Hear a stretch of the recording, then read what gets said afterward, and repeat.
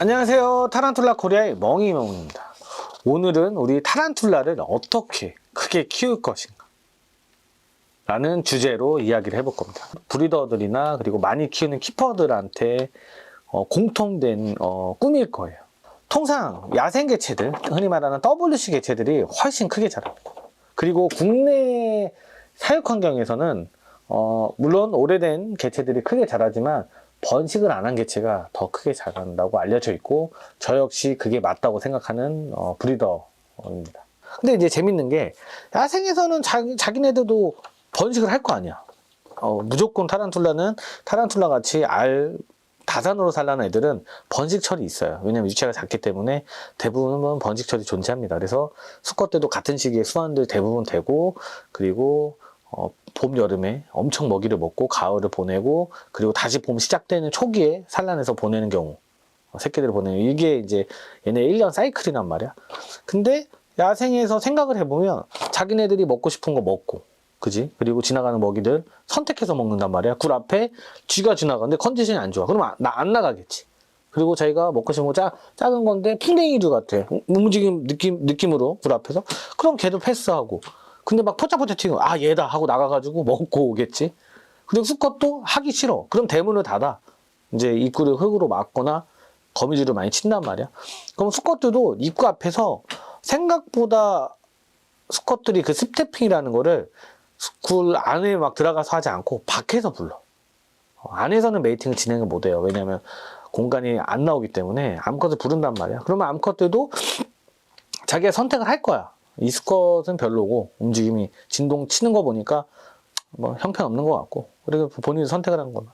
근데 또 늘 사육 환경에 대해서 이런 것들을 보면은, 내 생각인데 좋은 먹이 뭐 이런 것도 우리 사육 환경에서 분명히 그렇게 잘 주는 분들이 있어. 여러 가지로 뭐 메뚜기나 풀무치나 그리고 기타 다른 먹이용류를 주는 경우들이 많아 요즘에는. 근데 제 생각인데, 야생에서는 자기가 번식하고 싶을 때 수컷을 만나는 거고, 그리고 사육 환경에서는 굳이 탈피했지만 안 해도 되는데, 우리가 이제 소개를 해서 중매 역할을 하잖아, 브리더들이. 그렇게 해서 억지로 번식하는 게 암컷들한테는 생각보다 성장에 대한 게 폭이 줄어드는 것 같다. 그러니까 결론적으로 야생이 예. 스트레스가 더 적다고 보는 거는 최적의 조건이고, 거기가 사는 곳이기 때문에 그치? 사육 환경에서 맞춰줄 수 없는 요인이 있고, 그렇지. 계절 문화가 오히려 있는 게 좋을 것 같고. 야생에서는 뭐 조상들이 그렇게 살아왔으니까. 네, 그렇죠. 먹이도 좀 다양하게 먹고. 그러면은 성장 속도가 최종 크기랑 비례한다고 생각을 하세요? 성장 속도가 그러니까 빨리빨리 탈피하는 애들이 최종에 갔을 때 성체 크기도 크다, 아니면은 그거랑 상관없다라고 하는다. 안 해. 그렇죠. 나는 안 해. 왜냐면 그게 문제가 아니라 결국은 오래되고 잘 관리받은 애들이 훨씬 크게 자라는 것 같아. 그러니까 최종 크기는 결국엔 수명에 비례한다. 그렇지. 정확하지. 안정적으로 탈피를 얼마큼 많이 하느냐. 그게 제일 큰 요소라는 거야. 그렇지. 왜냐면 좋은 질문이야. 이게 물어보는 경우들이 있어. 커진다는 건 아니다. 그러니까 뭐 과피딩, 파워피딩에서 성체급을 빨리 도달을 한들 결국은 최종은 거기에 플러스, 그리고 오래된 개체들, 그리고 오랫동안 잘 관리받은 개체들이 무조건 큰다. 그럼 온도는 일정하게 쭉 가는 게 낫다고 생각하세요? 아니면은 중간에 조금 겨울이다 싶을 때 한 번 주고 이런 식으로? 아닌 것 같아요. 일정한 게 낫다. 일정한 게 나아. 근데 이게 늘 그래. 이 브리더들 또는 그리고 많이 키우시는 분들, 그리고 이제 우리 타린이들을 봤을 때 확실히 거미를 많이 안 키우시는 분들이 그 많이 키우는 분들보다 성장 속도가 많이 빠지긴 해. 근데 그렇다고 그분들한테 이야기를 들어보면 자기 겨울인데도 25도, 26도 나온대. 근데도 안 큰데. 예를 들어서 아포노펜마 그리고 그람솔라를 얘기를 하는데, 걔네들 그런데 내가 이번에 이제 또 리오그란데 영상을 준비하고 있어요. 이게 언제 나갈지 모르겠지만 그 주인이 저한테 부부도 입양을 하고 리오그란데도 입양을 했는데, 둘 다 지금 2살이 안 된 개체들인데 이미 리오그란데는 성장 속도가 극악이잖아요. 근데 벌써 이미 지금 제가 봤을 때 한 10cm가 넘어갔고요. 성체 발색이 나왔고, 부분 같은 경우는 지금 내가 봤을 때 준성체 말 정도 됐거든. 근데 이분을 보면 물론 다른 집보다도 온도가 높긴 해. 여름에도 그렇고 겨울에도 그런데, 근데 일정하게 한 26도, 27도로 맞춰주고, 오히려 겨울 때는 좀 더 온도를 올려주는 경향이. 살짝 고온이네. 네, 고온이 어디보다. 근데 또 그게 빨리 자란다고 생각을 해서 그 탈인이들이 너무 고온을 했다고. 전기장판으로 놓고, 근데 지금 나한테도 나는 현장에서 만나니까, 근데 만나보면 자기는 뭐 리오건데 1년을 키웠는데 아직도 뭐 1cm다. 근데 자기는 전기장판에 올려서, 저도 부지옥 예를 들어서 얘기는 고온으로 부지옥도 해보고 뭐 해봤는데 안 큰데, 근데 유독 많이 키우는 사람들만 대부분 이게 다 잘 커, 모든 종들이.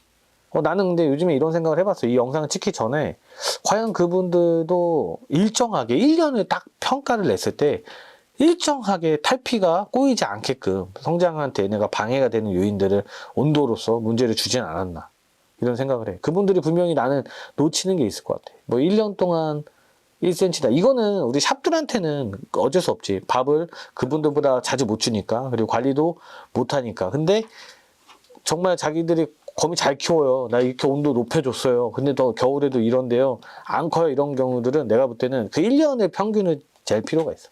여름에 에어컨도 있을 수도 있고, 정말 1년 동안 꾸준하게 같은 시간대 같은 온도 이렇게 맞춰준 게 맞을까, 이런 생각이 또 든다. 그러면 먹이는 뭐 당연하게도 다양하게 주는 게 좋겠죠. 아이, 그럼요. 편식시키는 것보다 그럼요. 고기도 먹였다가 귀뚜라미도 먹이고, 그렇지. 미런 이런 거 다양하게 주는. 다양하게 주는 게 좋죠.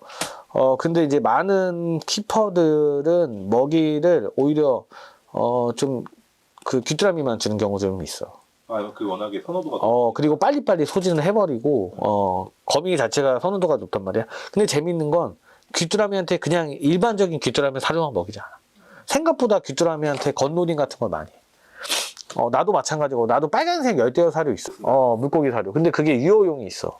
이제 나도 유체들한테 그 사료를 먹이거든, 귀뚜라미한테. 그리고 그걸 주는데, 다른 뭐 키퍼들 이제 대형 키퍼들 들어보면 다 귀뚜라미 좋은 걸 먹이더라고. 예전에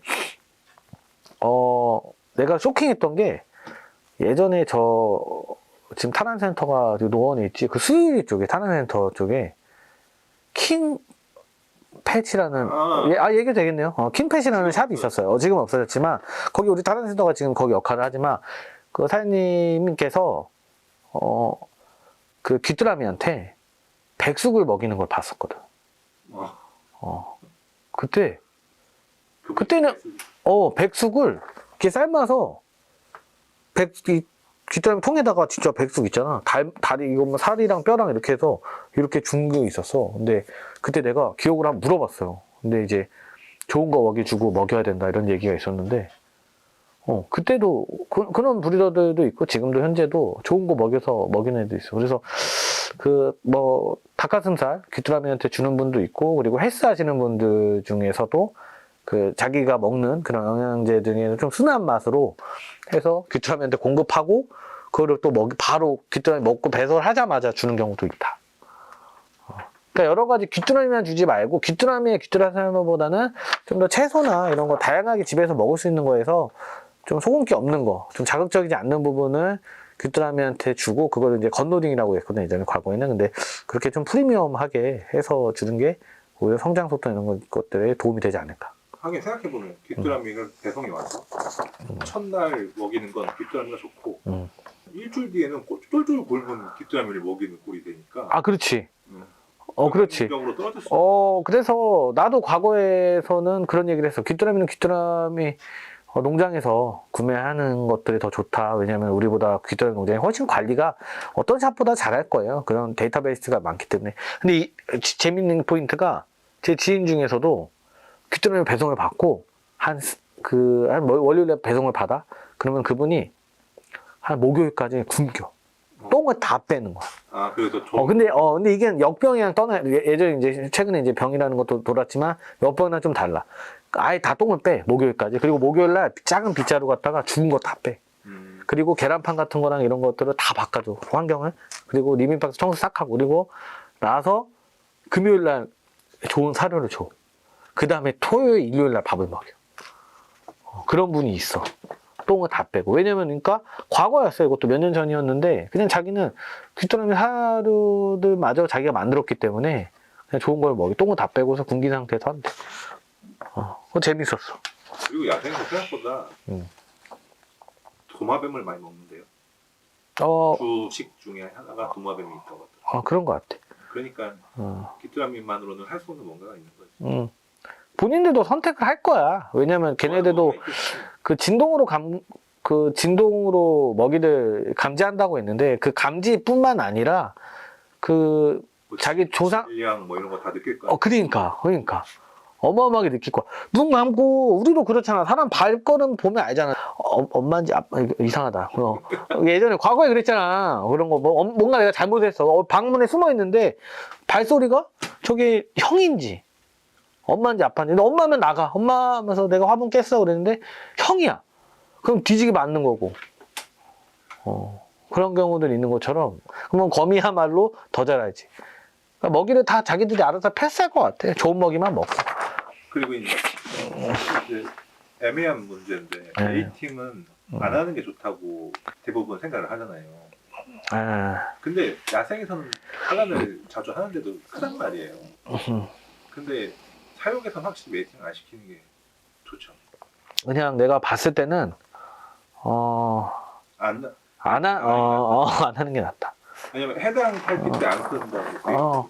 과거에 나도 한 10년 전만 해도 그래도 타란이 3년에서 한 번 정도 번식해가지고 가는 게 낫지 않나 이런 생각을 했는데, 이후에 많은 번식을 하면서 나는 그냥 나 혼자 생각해 본 게 그냥 산란 안 하는 거 하는 게 더 낫나. 이렇게 있어. 해당 산란하고 나서는 그 때 탈피 때 안 크고. 그리고 이제 나머지는 또 산란하고 죽을 가능성이 있으니까. 특정 종들이 있어. 근데 이제 재밌는 게 또 우리 구독자분들이 또 이런 걸 얘기를 할 거야. 그러면은 브리더들 너네 못된 짓 할 거야? 이런 경우도 있는데 브리더들도 그걸 뛰어넘는 애들이 있어. 그걸 빅마마라고 하거든.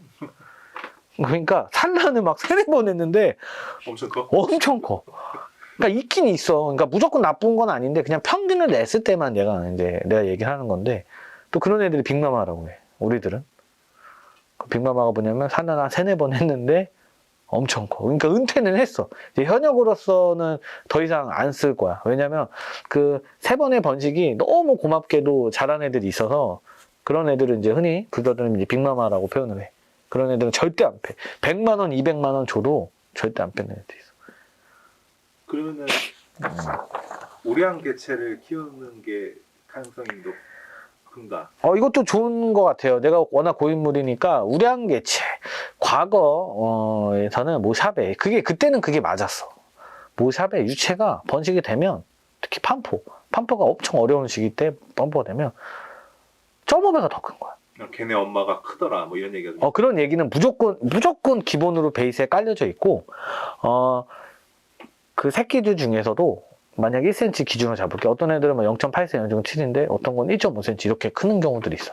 근데 그때 시절에는 그게 판포라는 종이 워낙 고가, 10만 원 고가였고 10년이 넘었거든. 10년 한참 더 되기 전에는. 그리고 우량개체라는 표현을 해서 우량개체가 더 크고 배도 더 크고 일반보다 그래서 더 웃돈으로 분양한 적이 있어. 근데 그때 그 시절은 맞아. 왜냐면 내가 봐도 우량개체랑 너무 차이가 많이 나니까.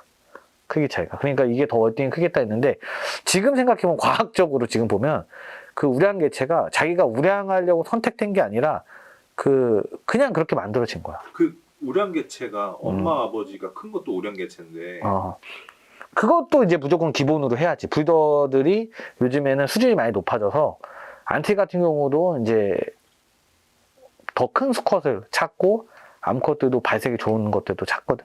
이런 경우가 있잖아요.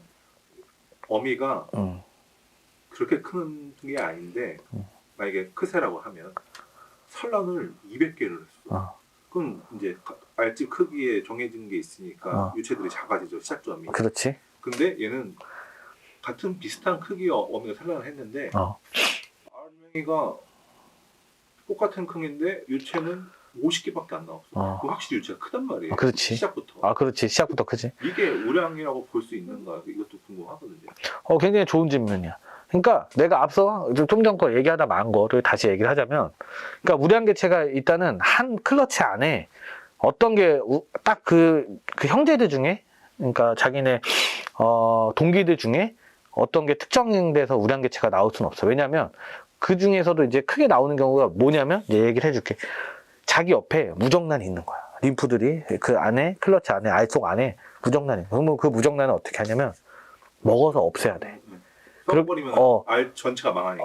그렇기 때문에 림프랑 스파가, 가끔 스파가 누가 먹어요. 이거는 절대 스파가 건강한 애를 먹잖아. 나는 그 경험이 단 한 번 없어서. 어떤 브리더들은 그게 있다고는 하는데 내가 볼 땐 단 한 번도 없어. 스파가 실제로 건강한 스파를 먹는 게 아니라 엉덩이가 약간 흐물흐물하거나 죽어가는, 림프에서 뭔가 문제가 생겨서 끙끙 앓고 있는 스파를 먹지, 내 경험으로 살아있는 걸 가서 사냥하듯이 먹는 거죠. 근데 어떤 브리더들은 또 그런 경우가 있대. 근데 나는 수백 번 없었고, 그리고 림프가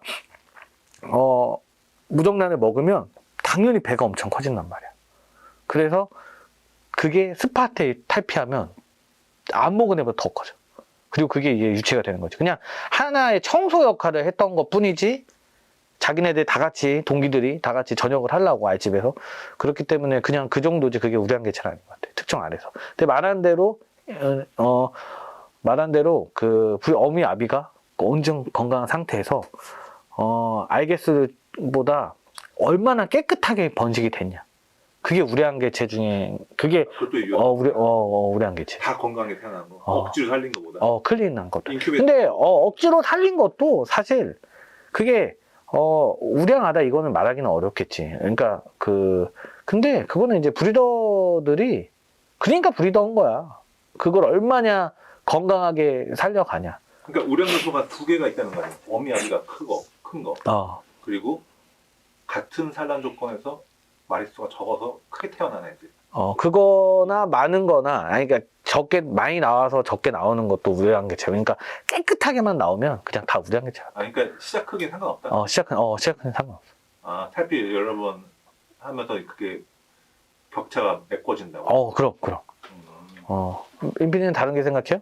뭐 이왕이면 시작 전부터 큰 게 낫지 않을까? 뭐 이 생각을 하거든요. 그것도 좋은 질문이긴 해. 그렇지. 우리가 데이터가 그렇게 많지 않으니까. 그러니까 어차피 화이트니 같은 경우는 어차피 작으니까 얘네가 화이트니랑 크셀 비교하는 게 아니고 화이트니가 2,000마리 낳았잖아요. 2,000마리 낳은 애랑 비슷한 크기 어미 산란을 했는데 어떤 애는 2,000개 산란했고 어떤 애는 1,000개 산란했고. 그렇지. 근데 1,000개 산란한 게 2,000개 중에 1,000개가 망해서 1,000개가 된 게 아니고 애초에 1,000개를 그럼 유체가 2배 이상 커지니까. 그렇지. 크셀도 가끔 보면 일탈이 뭐 이렇게 커 이렇게 하는. 오늘 임피디가 아주 좋은 질문을 많이 하고 있어. 우리 구독자분들이 그걸 알아야 돼요. 만약에 크세라는 레서블루 생각을 할게요. 레서블루가 보통 평균으로는 50개 정도 산란해요. 근데 많이 나오게는 한 80에서 100개. 그렇지. 80에서 100개 정도 나온단 말이야. 그러면은 알맹이가 달라. 80개에서 100개짜리는 알맹이가 작아. 같은 종인데 시작 크기가 다르니까. 시작 크기가 달라. 그리고 50개 나온 애들은 알맹이가 커. 이왕이면 구할 수 있다면 이쪽을 선택하는 게 낫지 않냐 이거지. 우리 임피디는 근데 나는 그건 아닌 것 같다. 나는 전혀 아니야. 정해진 게 아닌 것 같아. 그냥 얼마나 깔끔하게 번식이 됐냐. 그러니까 얼마나 건강하게 태어났고. 그렇지. 근데 전체적으로. 그러니까 두 가지 조건이 같다면 건강하게 태어났고 시작 크기가 다르다. 우리 임피디는 약간 소비자 입장에서 생각을 많이 하는 것 같아. 그렇지. 근데 나는 아닌 것 같아. 똑같아. 시작점이 다르긴 해. 저번에는 안 했나.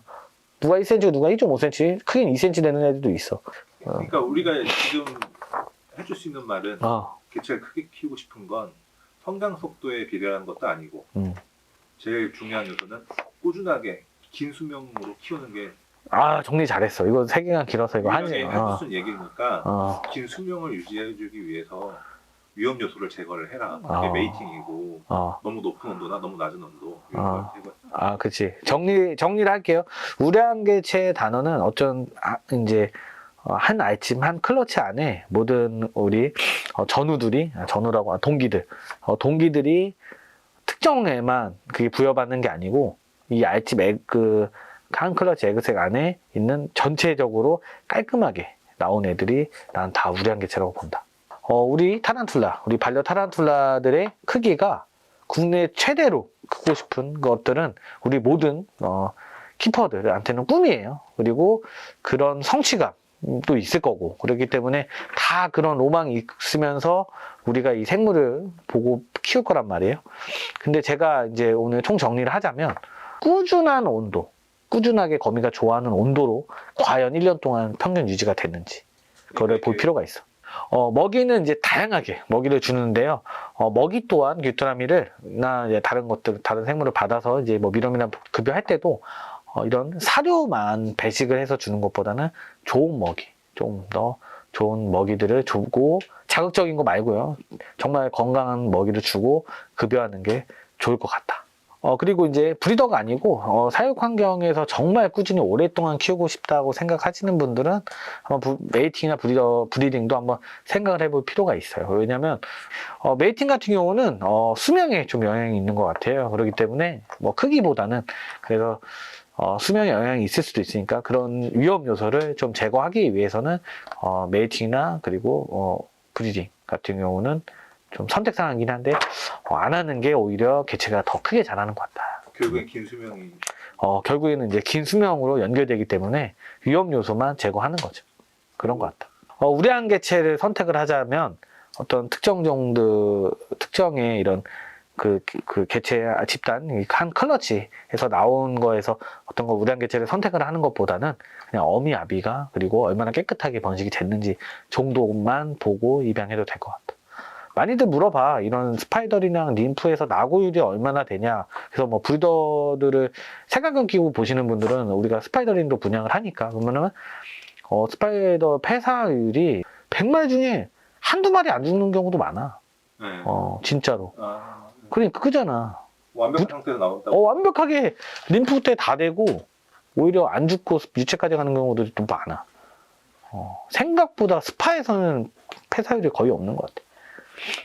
잘못 알고 있는 것 같습니다. 그래서 제가 볼 때는 우량 개체라 하는 것, 선택을 하는 것보다는 좋은 일정한 온도, 그리고 좋은 먹이들한테 좋은 먹이 제공, 그리고 복지에 신경 많이 쓰면 누구보다 잘 키울 수 있다. 10년 이상 된 개체들도 많습니다, 국내. 오늘 영상은 국내 타란툴라 브리더의 국룰. 오래전부터 이런 뭐 타란툴라들, 우리 국내 타란툴라 브리더들한테만 뭐 미신 같은 또는 국룰 같은 게 있다. 그래서 오늘 이런 이야기들을 한번 해보고자 합니다. 일단은 우리 이제 우리 영상을 보는 구독자나 일반 이런 회원들은 잘 모르는 룰일 거예요. 그래서 한번 재미있게 이야기 한번 해보도록 하겠습니다. 이거는 과거부터 있었던 일들인데, 이거는 아마 보고 배합하는 경우 브리더들이 많을 것 같아. 과거에는 이제 우리 같은 이런 샵들은 성체급들을 종자라고 해서 잘 분양을 하지 않습니다. 다시 모으기가 어렵고, 그리고 유체만 대부분 분양하기 때문에 성체급들은 분양하지 않아. 근데 브리더들끼리는 서로 교류가 되게 왕성해. 형님 하면서 국룰이잖아. 브리더라고 안 하고 회원이라고 안 해. 이름 형님. 이거 좀 빼줘요. 형님 이거 좀 빼줘요. 그럼 이제 대부분 그 형들은 야 이거 메이팅 해놓긴 했는데 절대 안 돼. 수컷이 문제가 있어. 이게 내가 메이팅 했는데 사실 지금 원래 이 종이 한 2달에서 3개월이면 이제 산란을 하는데 이 종이 벌써 메이팅한 지 막 10개월이 됐대. 그래서 이거 지금 수컷도 문제가 좀 있었고 암컷도 지금 뭐가 수컷 때문에 문제가 생긴 건지 분양하면 안 될 것 같아. 이러는데 대부분 아예 메이팅한 걸 못 봤다거나 그런 경우도 있다. 2, 3일 넣어놨는데 메이팅 안 한다. 2, 3일 넣어놨는데 메이팅 안 하고 수컷도 먹히지도 않았어. 그냥 어디서 독고다이로 이제 죽었다. 그래서 날파리들이 꼬여서 뭐 이런 얘기를 해. 그래서 분양이 좀 그래. 그러다가 이제 동생 브리더들은 형 빼줘 하다가 빼줘. 근데 가자마자 그냥 2주 만에 산란해. 그리고 이제 큰 브리더들, 큰형 브리더들은 야 기대도 하지 마라 이러는데 올클린 하면 이제 그때부터 이제 형 동생도 없다. 그걸 많이 싸우지. 그런 경우도 많았어. 싸운다기보다 섭섭해야지. 그렇지. 그런 경우가 많았다. 과거에는 좀 빈번했고 요즘에는 조금 룰이 올라와서 룰보다는 이런 규칙 같은 게 있어. 그래서 암묵적인 룰이. 암묵적인 룰이 생겨서 이제는 뭐 몇 %, 이렇게 나갔을 때 몇 %, 이런 것들이 있다. 그래서 잘 모르는 브리더들도 이제 국내 선배 브리더들이 이렇게 해왔던 이런 룰들을 가지고 와서 그렇게 적용하는 경우가 좀 있고, 나한테도 사실 물어보는 경우도 좀 있다. 그러니까 절대 메이팅이 확인이 잘 안 되고 너무 오랫동안 안 해도 그냥 분양을 안 하는 게 가장 좋은 것 같다. 그리고 두 번째로는 작은 수컷이 최고다. 이것도 이거는 지금 굉장히 오래 고전된 내용인데 이거는 브리더들끼리 얘기해보면 그런 경우들이 맞는 것 같아. 일단은 큰 애들도 물론 잘하죠. 이것도 생물이다 보니까, 살아있는 생명체다 보니까 보통 본인들도 생각이 있고 이런 성적으로 이렇게 집착하는 경우가 있어요, 암컷한테. 근데 그 집착이 상상 이상보다 작은 애들이 엄청난 성욕을 가진 애들이 있어. 성욕이 맞나? 뭐 그렇게 설명을. 왜냐면 수컷 같은 애들, 큰 애들, 판포 이런 애들은 내가 봤을 때 제가 혼내고 싶은 수컷들이 있어. 그 큰 애들, 작은 애들은 잘 안 그런데 큰 애들이 몸이 화려하잖아, 암컷에 비해. 그러니까 보고 앉아있으면 망을 치는 게 아니라 지 단장만 해. 계속 식각 청소하고 맨 뒷다리부터 천천히 닦고 도가로, 그런 경우들이 굉장히 많이 보이는데 작은 애들은 망만 쳐. 근데 이제 현역으로 암컷을 만나게 되면 수컷들, 작은 애들이 잘 못하는 경우도 좀 많고, 오히려 큰 애들이 파워풀하게 하는 경우도 있긴 한데, 국내 브리더들끼리 큰 애보다는 좀 작은 애들이 더 성적으로 좀 잘하지 않나, 이런 평가가 있다. 수컷이 큰 게 겁이 많은 경우가 많아요.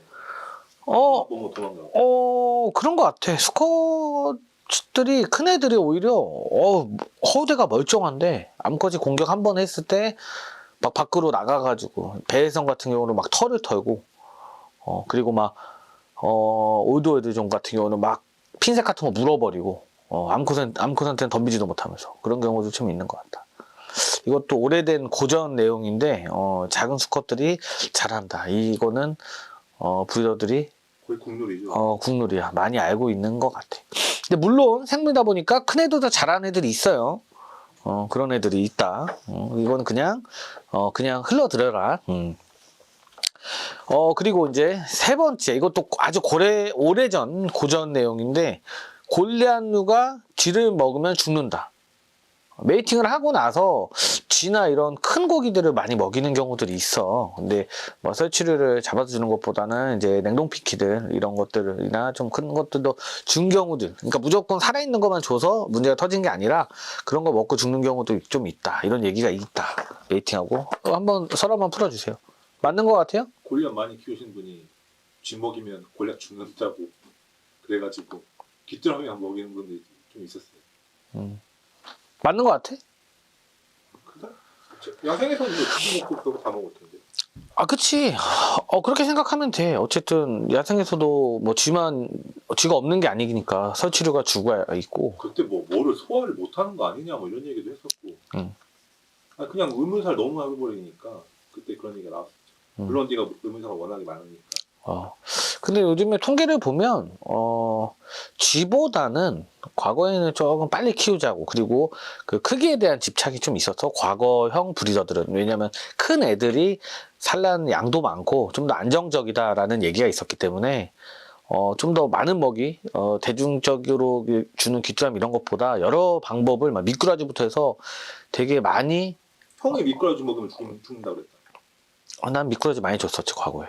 근데 지금은 구하기가 어렵고 지금 중국산들이 많아서 그 신뢰가 없어서 안 주는 것 뿐인데, 그때 많이 줬었어. 막 빙어도 먹이는 분도 있었고, 막 회를 주는 사람도 있었고. 그러니까 그때는 진짜 날것이었네, 사람들이. 진짜 날것이었어. 왕잠자리 주고, 잠자리 줘서 막 소독해서 주고, 메뚜기 소독해.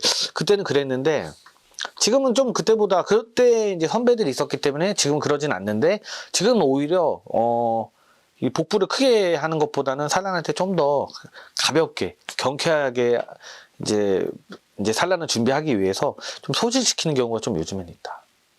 골리앗이 배가 너무 크면 브리딩 실패한다는 얘기가 배가 워낙 크면은 자기가 이제 막 복부를 들고 천장까지 거미줄을 쳐야 되는데 그런 경우를 잘 못해서, 그리고 자주 쉬는 걸 보이기 배가 크면 조금만 치다가 사람이랑 똑같아.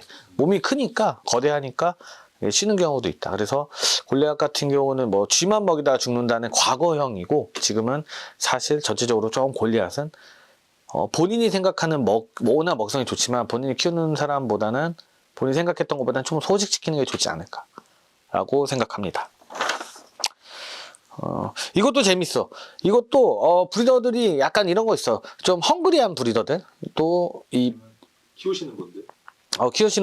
키우시는 분들한테도 이건 통한다. 무조건 브리더가 아니라, 그러니까 약간 개체양을 많이 입양하는 게 아니고 너무 비싸니까 딱 한 마리만 입양하는 경우도 있어. 근데 그런 애들이 수컷이 나온다. 꼭 그런 애들. 꼭 그런 것들이 있어. 근데 반면 비싼 거 받으면서 어디서 조금 분양가가 좀 낮은 것들 이제 서비스로 받잖아. 그거는 무조건 암컷이다. 그것도 한 암수군도 안 해보고 한 1년 있다가 꺼내보면 암컷. 맞아. 옛날에 내가 과거에 나도 뭐였더라? 25만 원짜리 유채였는데 니겔몸이었나? 뭐 하면서 선타이거가 3만 원이었나? 유채를 받았는데 니겔몸인가? 수컷이 되고 수완이 되고, 그리고 선타이거를 그냥 짱 박아놨는데 새까맣더라고. 암성체 돼서. 걔 무료로 그 서비스로 온 거. 걔가 암컷이었어. 그래서 11만 원에 분양했던 것 같은데 2010년도 11년도쯤에. 이것도 근데 이거는 그거지. 암컷이 뜨면 얘기 안 해. 순도만 다 얘기. 배 아파. 왜냐면 암컷 뜨자마자 수컷이었거든. 맞아. 국내에 몇 마리 없다 이러면서 후발로 들어온 수컷들, 예를 들어 뭐 바랄라 같은 것들, 지금 뭐 완성체급 암컷 가진 분들은 지금 수컷 구하기가 굉장히 쉬워. 근데 생각해보면 그 바랄라라는 종을 암컷을 가진 분들은 정말 무지무지하게 이적료가 비쌌지. 그 친구들 데리고 오기 위해서는 그런 게 좀 있다. 그러니까 암컷들은 얘기를 안 하지만 수컷 같은 경우는 바로 수컷인다. 한 마리 키우는 애증 수컷이야. 어떻게 해서라도 이제 암컷 있는 분한테 조금이라도 보태고자 바로 분양을 하려고 하는 분들이 좀 있다. 브리더들도. 그리고 이제 거미는 모른다. 이 말이 있어. 이거는 브리더들이 그냥 늘 얘기해. 입방아처럼 거미는 모른다. 그리고 이거를 듣는 브리더들한테 들었던 입양자 또는 이제 우리 어린이들, 타린이들, 타란툴라 어린이, 타란툴라 키우는 우리 새싹분들이 브리더들한테 많이 질문을 했을 때, 잘 모른다. 그리고 조금 질문에 대한 성의가 조금, 다른 거미를 많이 키우시는 분한 브리더들이 좀, 안 좋게 표현하거나 좀 답이 짧다. 이런 분들이 있어, 평가가. 대부분. 근데, 정말 맞는 말이야. 예측이 안 되는 게. 예측이 안 돼. 브리더들이 무슨 산란에 대한 데이터가 어마어마하게 해서 그들만 가지고 있는 뭐 특별한 기술이 있거나 뭐 절대 말을 안 해주는 뭐 기술이 있거나 그런 게 있다고 생각하시는 분들이 있을 것 같은데, 그거는 그냥 기술보다는 실패를 해오고 성공을 해오면서 생긴 그냥 경험치일 뿐이야. 뭔가 정립을 해서 이게 맞다. 내가 한 가이드가 설명서가 맞다. 이거는 말할 수 있는 사람이 아무도 없어. 어떤 브리더들도. 왜냐하면 브리더들한테 룰이 있거든. 3개 중에 하나는 무조건 실패. 아무리 산란을 잘하고 해도 평균 연애에 한 100개씩 나오는 사람들 보면 3분의 1, 3개 중에 하나는 실패한다. 평가를 하자면. 그러니까 브리더들이 우리 거미신이라고 하거든요. 웃으면서. 거미신이 생각보다 브리더들한테 시련을 많이 줘. 그러니까 오래된 고인물 브리더가 오히려 누군가 물어볼 때 거미는 진짜 몰라요. 해보셔야 돼요. 경험을 해봐야 돼요. 부딪혀봐야 돼요. 이게 맞아. 설명서가 없기 때문에. 그러니까 대부분 그런 얘기하는 게, 사람들이 질문하는 게 이거 브리딩 하면은 몇 달 걸려요? 얼마 만에 살려내요? 아니면 뭐 이런 거 많이 물어보는데 똑같은 종에도 어떤 애는 2달 만에 살아나고 그렇지. 얼마에 살아나고 이게 다 다르니까. 우리 인피디 같은 경우는 버가디 골리앗이 3개월인가? 3개월 정도 걸렸고, 어떤 브리더는 1년이 넘어서 산란한 경우들이 있어. 그래서 이런 것들도 브리더들도, 오래된 브리더들도 예측이 안 돼. 막 그레이스 모크들이 1년 넘어서 산란한 경우도 있고, 6월에 붙였는데 7월 말에 산란해서 클린한 경우도 있었거든. 2달이 안 돼서. 그런 경우들이 있기 때문에 예측이 전혀 안 된다. 그리고 그 밖에 뭐 사육이나 이런 거에서도 그냥 경험치가 많은 것 뿐이지, 이 설명하기에는 사용 설명서는 따로 없다. 그래서 오히려 고인물 브리더들이 이야기해 주는 게 정말 몰라요가 맞는 것 같아. 왜냐면 나도 번식을 많이 하니까 많이들 물어보고 하는데, 근데 뭐 다만 그건 있어요. 온라인 상에서 뭐 카페에서 물어보면 말이 너무 장대하다 보니까 만나서 직접 물어보는 게 좀 더 가이드하기 편하긴 하지, 브리더들이. 왜냐면 뭐 온도 습도 또 이렇게 어떻게 뚜껑을 뭐 비닐로 쳐요 뭐 이런 게 글로 쓰기보다는 만나서 물어보는 게 또 어떤 환경에서 물어봤을 때가 더 좋은 답변, 원하는 답변을 받을 수는 있을 것 같다. 이 정도. 그리고 브리더들의 국룰, 이거는 지금 진행 중인 국룰인데 재밌어요. 이거는 브리더들도 요즘에 협업을 많이 합니다. 그냥 콜라보레이션을 많이. 물론 의류들만 콜라보레이션을 하거나 뭐 이런 가수들이 이렇게 하는 게 아니라 브리더들도 마찬가지예요. 과거에는 어떤 종을 번식을 하고자 하면 자기가 막 정말 거기에다 막 갈아 넣어. 막 오랜 시간 갈아 놓고 막 배우고 막 책도 막 보고 구글링도 하고 막 해외 메일도 보내서 막 답변도 받아보고 이런 식으로 해서 번식을 하는 분들이 많았던 반면 요즘은 좀 달라졌어. 그러니까 실속형 브리더들이 많고 이게 국룰이 되는 것 같아요. 왜냐면 그게 잘 맞아 떨어지니까. 암컷 같은 경우 이제 탈피를 했어. 뭐 좀 완벽한 암컷으로 성숙했고 산란하기 가장 좋고 밤에 가만 보면 막 스태핑을 해. 근데 수컷이 없는 거야. 그러면 이제 수컷을 또 내가 키울 수도 없고 만날 수가 없으니까 브리더들한테 요청을 해. 각 브리더들한테. 그래서 거기에 수완이 남아있다. 잘하는 애가 있다. 그러면 그 수완을 임대를 하여옵니다. 그렇게 돼서 번식을 할 경우에는 암컷 70%의 암컷 지분을 가지시고 30마리, 그러니까 30%의 지분은 수컷이 가져간다. 이게 룰이야. 근데 다만 어떤 브리더가 좀 더 그 종에 더 잘하는 것 같아. 그럴 경우는 이제 또 임대를 보내. 거기에 암컷을 보내는 거죠? 거기에 암컷을 보내는 거야. 거기 계신 분은 수컷이 있고. 그러면 암컷이 보내면 이제 반대가 아니라 그때는 지분이 좀 더 많이 가져가. 왜냐면 수컷 쪽이. 수컷 쪽이 왜냐면 5대5야. 왜냐면 거기에서 암컷들이 더 생활을 할 거고, 그리고 그 암컷으로 번식까지 다 끝까지 가야 되기 때문에 그때는 한 5대5로 번식에 간다. 대한 정치 성공에 대한 공로를 인정을 해주는 거죠. 아, 그렇죠. 그렇기 때문에 5대5. 그리고 그런 경우도 있어. 굉장히 값진 종이야. 근데 전혀 자기가 한번 1, 2회차 다 실패를 했어. 그럴 때 전체적인 위탁을 하는데도 5대5로 가는 경우 좀 있다. 이것도 국룰이야. 왜냐면 브리더들이 이럴 때는 위탁을 해도 본인이 암수가 없잖아? 내가 준비된 게 하나도 없어. 그러면은 사실 받을 필요가 없거든. 뭐 20%, 30% 말도 안 돼. 안 받아. 받아가지고 죽여봐, 암컷. 그리고 어떻게 또 바닥에 또 남 좋은 일 시킬 수도 있고. 실패할 수도 있고, 그렇기 때문에 아예 안 받아. 이럴 때는 5대5로 가더라고. 그래야지 받는 분도 더 열심히 하고, 보낼 때도 입장을 좀 더 서로가 문제 깔끔하게 하는 게 낫더라고. 이것도 국룰이다. 네, 통상적인 건 컷만 받아오고 7대3 나누는 게 제일 많죠. 네, 이거는 맞아요. 이거는 뭐 물론 이게 또 어떤 뭐 다른 브리더 분들이 속한 곳은 또 다를 수는 있어요. 근데 제가 웬만한 샵들과 그리고 샵들에 뭐 납품하는 브리더들도 거의 다 알기 때문에 제가 아는 브리더들한테는 이런 룰이 적용하고 있는 것 같아요, 올해는. 그리고 브리더들도 요즘에 좀 이제 흔히 말하는 기업형처럼 아웃소싱이 좀 생겼어. 그러니까 브리더들도 각자의 테마가 있어. 그러니까 이분은 뭐 모자라고 저 사람 모자라고. 모자라고 해서 점점 이 개체 이동들이 있어, 브리더들한테도. 그래서 아웃소싱이 있어. 그래서 이 사람이 뭐 오너를 잘하면 오너를 가지고 있고, 이게 불과 그래도 몇 년 전만 해도 좀 그러진 않았었는데 요즘에는 좀 이런 아웃소싱이 있는 것 같아. 이렇게 전체적으로 이런 하나의 농장이잖아. 번식을 해가지고 수익 창출도 있고, 그리고 자기의 또 경험치를 상승시키고, 또 이런 뭐 성과 이런 것들도 본인이 좋기 때문에 여러 가지 성취감도 있단 말이야, 번식을 했을 때. 근데 이런 농장들을 전체적으로 임대를 보내는 경우도 있어.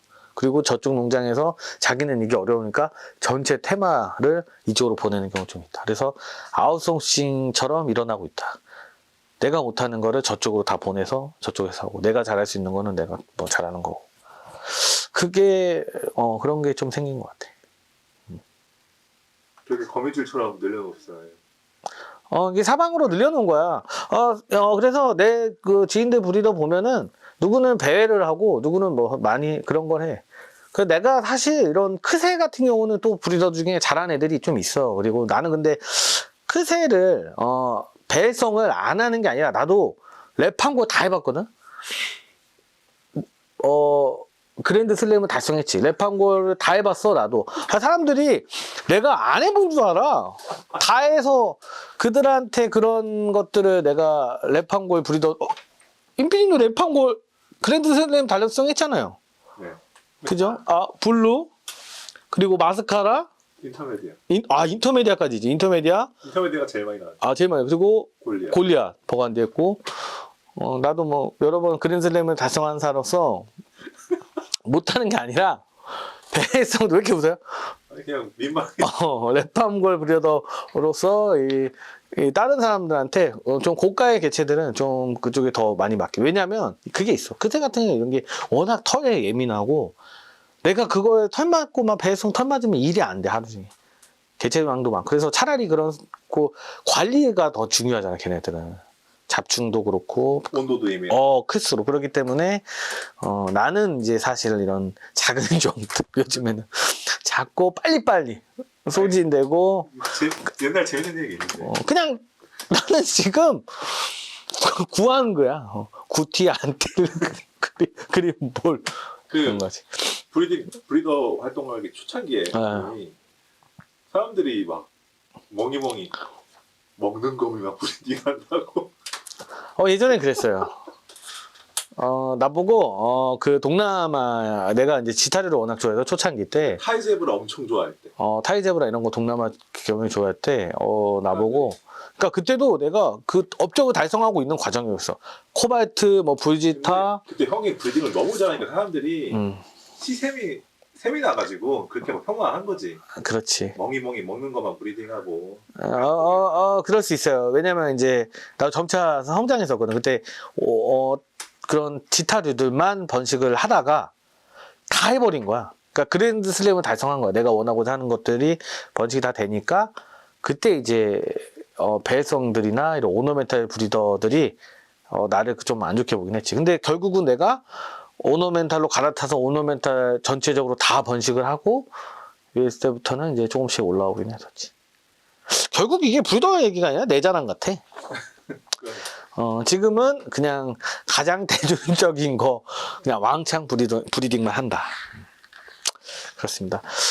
이게 어쨌든 우리 브리더들이 이게 현재 진행 중인 국룰이고 국밥과 같은 이야기들입니다. 그렇기 때문에 그냥 재미있게 봐주세요. 물론 이게 어떤 브리더들한테, 제가 모르는 브리더들이 워낙 국내에 많기 때문에 그게 또 아닐 수는 있어요. 근데 저는 그냥 재미있게 그냥 국내 샵들이나 이렇게 이야기 들을 수 있는 브리더들한테 이야기를 한번 받아봐서 이제 영상에 올려봅니다. 앞서 지난 영상에서 이런 토크로 진행한 영상이 조회수가 굉장히 높았고, 그리고 지금도 계속 찾아보고 있어요. 그래서 지인들도 굉장히 재밌었다, 이런 꼰대들 얘기를 굉장히 재밌게 봐주는 분들이 있어요. 과거에는 이런 이야기를 했을 때 우리 꼰대들 시리즈들이기 때문에 어린 친구들이 되게 재미없을 거라 생각했는데, 와서도 그거 되게 재미있게 봤어요, 몇 번 틀어놓고 봤는데 재밌어요, 이런 이야기를 해주더라고. 아무래도 타란툴라 시장에는 내가 연예인이니까 우리 친구들이 굉장히 재미있게 노잼 얘기도 재미있게 들어주는 것 같다. 이번에는 너네들이 또 좋아할 것 같아. 그래서 타란툴라가 왜 죽는가, 키우다가 왜 죽는가라는 주제로 시작을 할 거야. 시작할게. 일단 타란툴라가 죽는 게 세 가지로 압축이 될 것 같아. 일단 첫 번째는요, 사고, 그리고 어떤 질병, 그리고 요즘에 좀 귀뚜라미 때문에 이슈가 되어 있는 이런 기생충, 이 세 가지 정도로 압축할 수 있다. 그래서 이 세 가지의 주제로 한번 이야기를 한번 해보도록 하겠습니다. 비율은 사고사가 압도적으로 많고. 비율은 제가 볼 때 사고사가 압도적으로 많아요. 이거는 재밌는 게, 이건 그래프가 있어. 내가 어떤 지인들을 만나고 회원들을 만났을 때 되게 이렇게 외모를 평가하면 안 되지만 외모적으로 되게 깔끔한 분들이 있어. 그래서 얘기를 해보면 파충류도 키워보시고 했는데 굉장히 부지런한 취미를 하시다가 거미를 선택을 한 건데 다들 그래. 와, 파충류 하다가 물고기 하다가 거미 했더니 너무 편해요, 관리하는 게. 근데 이게 친절하게 뭐냐면 너무 편하다 보니까 이상하게 거미만 키우면 게을러져서 꼭 탈수라는 사고를 만들어. 이거는 내 지인들 아무리 부지런하게 뭐 새벽 5시 일 나가서 뭐 하는 뭐 이런 직업을 가진 분들도 탈수 사고가 굉장히 많다. 그래서 비율로 보면 이런 사고, 이것도 사고거든. 어떻게 보면 사고잖아. 이런 분들 먹이 잘못 주거나 바닥재 좀 미루거나 그리고 곰팡이에 감염 이런 등등 해서 이런 것들이 문제가, 이런 사고들이 내가 볼 때는 9할 이상, 90% 이상이 되는 것 같다. 가장 많이 발생하는 사고가 탈수랑 낙상, 떨어지는 거. 아, 그치. 그리고 이제 좀 초심자한테는 많이 나타나는 게 거미가 튀어나오니까 닿다가 다리 부절. 끼는 거나 그러다가 이제 다리가 부절되니까 회복 못하고 죽는. 생각보다 낙상이 많이 나와요. 사육장이 높은데 키워두면 떨어져서 죽는 경우도 있어요. 그 안에서 기어다니다가. 타란툴라가 생각보다 낙상이 좀 있어. 그러니까 이 친구들도 만약에 PS 케이지야. PS 케이지가 있는데 오너멘탈 중에서도 좀 성격이 계속 올라가려고만 하다가 올라가다 떨어지고 자기 그 사육 안에서 무조건 사육사가 부주의로만 생기는 게 아니라 개체에 따른 걸로 그런 뭐 성향이겠지. 이렇게 올라가다 떨어지고 하다가 구티가 하도 떨어져가지고 왜 그런지 모르겠어. 걔는 방족돌기가 묻어졌어. 그래서 이런 외부적으로 보이지 않지만 내상이 생긴 것 같아. 그래서 엉덩이가 압력이 빠지면서 죽는 경우가 있다. 근데 이거 같은 경우는 나는 이제 고인물이니까 알겠지만 사육사들은, 일반적인 분들은 활발했는데 갑자기 죽었다, 이런 경우가 있을 거야. 그러니까 예기치 하지 못하는, 정확하게 확인되지 않은 거, 이거를 그냥 의문사라고 하잖아. 근데 의문사 처리로 하는 경우가 좀 있어. 그러니까 사육장 안에서도 낙상은 존재한다, 이런 것도 있고. 그리고 이제 특히 요즘 같은 이제 날씨가 올라가면 이제 망작업이라는 걸 또 할 거야. 근데 이것도 재밌는 게 타란툴라가 발톱이 이렇게 꺾여 있잖아. 다리가 많고. 그래서 망 같은데 자기 발가락에 꼈어. 그러다 낑낑낑 거리다가 축 처져 있다가 어떻게 우연치 않게 여기 사육사가 학교를 끝나거나 집에 왔을 때 얘가 어떻게 우연치 않게 오히려 힘이 쭉 빠져 있다가 뚝 떨어지는 경우가 있어. 그러면 이제 바닥에서는 힘 빠져 죽은 것처럼 보이는 거야. 이런 경우도 있어. 그래서 나도 가끔은 회원들 중에 나한테 이런 걸 물어봐. 이 친구가 집에 왔더니 죽었어요. 의문사 같아요. 근데 맨 긴 다리만 길게 있고 다리를 다 말고 있는 거야. 그래서 일반인 보면 이상하다, 왜 죽었을까 하는데, 근데 내가 물어보지. 혹시 위에 망작업 돼 있냐? 위에 모기망 같은 거 망작업 돼 있습니다. 그러면 제 생각인데, 이 다리가 하나가 길게 뻗쳐 나와 있는 건 이런 거 망환기 같은 거에 발가락이 껴서 이제 죽은 게 아닐까. 힘 빠져서. 그리고 그런 것도 있다. 대형 배성이 벽 타다가 떨어져가지고 뒷다리 부러지는 경우가 되게 많아요. 맞아요. 대형 배성들 같은 경우가 뒷다리들이 이게 안짱다리처럼 꺾여 있는 경우도 좀 있거든. 아니면 뒷다리가 아예 펴버리는 경우가. 이런 것들도 사육사들은 모르실 거야. 왜냐면 우린 이제 얘네들은 다 야행성이기 때문에 밤에만 움직이거든. 그래서 낮에는 잘 관찰이 안 되지만 밤에 허둥허둥 이게 되면서 뒷다리 힘으로만 지탱을 해. 그러다가 지 몸에 못 이겨가지고 어느 순간 뚝 하고 다리가 휘거나 고장나는 경우가 좀 있다. 이런 것도 많아. 그래서 이 사육 환경에서 이상하게 예기치 않게 사고가 이렇게 종류가 다양해. 여기서 또 사고 사례를 또 얘기하자면, 이거는 또 관찰을 잘한 분들은 또 찾아내는 건데, 거미가 환기구 같은 데 있잖아. 막 송곳으로 뚫어주거나 뭐 이렇게 뭐 철망이거나 아니면 뭐 숨구멍 같은데, 우연치 않게 이것도 우리 학교 이제 뭐 또 어디를 가셨어. 우리 주인분들이 이제 학교를 사회생활을 나가셨는데, 이놈이 이렇게 집안이 조용하니까 하다 보니까 이빨 같은 게 하나 딱 들어가는 거야, 거기 환기구에. 물어뜯다가 물어뜯다가 나가려고 조용하니까 그러다가 유체든 뭐든 끙끙 앓다가 빠지면서 뒤로 쓰러지면서 다리 말고 죽어버리는 거야. 힘 빠져가지고. 뭐 사육사들이 오면 죽었어요. 왜 죽었지? 이렇게 하는 경우도 있어. 근데 또 관찰이 뛰어나신 분들은 나한테 이빨이 하나가 이렇게 서 있대, 송곳처럼. 나는 이제 또 추정을 하지. 혹시 환기구가 이렇게 해서 이럴 수도 있다. 그러니까 별의별 일로 사고가 많아. 그리고 타란툴라가 늘 얘기하지만 체력이 약하거든. 거미가 도망가서 오노멘탈 같은 경우가 초반 스피드가 어마어마한데 나중에는 진짜 한 10m? 10m만 전력 질주해도 그때부터 막 힘들어 하거든.